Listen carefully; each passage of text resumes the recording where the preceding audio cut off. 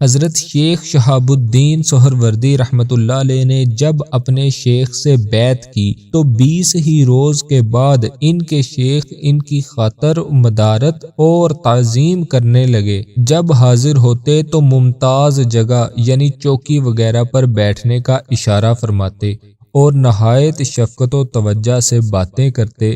بعض خادموں کو حسد ہوا اور ان کی تکریم ناگوار گزری کہ ہم 15 20 برس کے رہتے سہتے اس عنایت سے محروم ہیں اور کل کے آئے ہوئے پر یہ لطف و شفقت ہے۔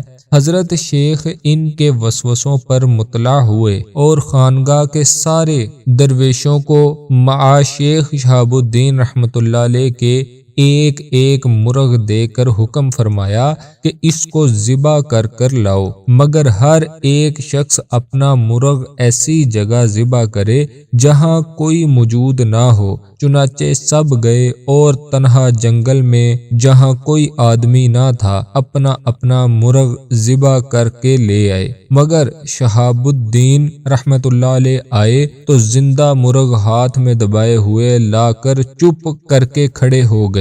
درویشوں نے ان کا مذاق اڑایا کہ اتنا بھی نہ ہو سکا۔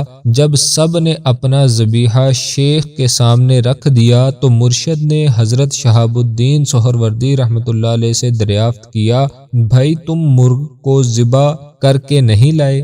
انہوں نے نہایت ادب سے عرض کیا کہ حضرت آپ کا حکم تھا جہاں کوئی موجود نہ ہو وہاں ذبح کیا جاوے، اور مجھے کوئی جگہ ایسی نہیں ملی جہاں حق تعالی شانہ موجود نہ ہو۔ اس وقت حضرت شیخ نے طالبین سے فرمایا، دیکھو تمہاری اور ان کی استعداد میں اتنا فرق ہے، پھر بھلا ان کی تعظیم کیوں نہ کی جائے۔ دوسری مرتبہ حضرت شیخ نے تمام خدام کو حکم دیا کہ صحرا سے ہری گھاس لے کر آؤ۔ سب کے سب حکم پاتے ہی لپکے اور جنگل سے ہری گھاس کھود کھود کر سروں پر رکھ کر حاضر ہوئے۔ شیخ شہاب الدین رحمت اللہ علیہ آئے تو مٹھی میں ذرا سی سوکھی گھاس دبا لائے۔ پھر لوگوں نے ان کی ہنسی اڑائی کہ سارے جنگل میں ان کو ایک مٹھی ہری گھاس بھی نصیب نہ ہوئی۔ شیخ نے ان سے پوچھا تو عرض کرنے لگے، حضرت کیا کروں؟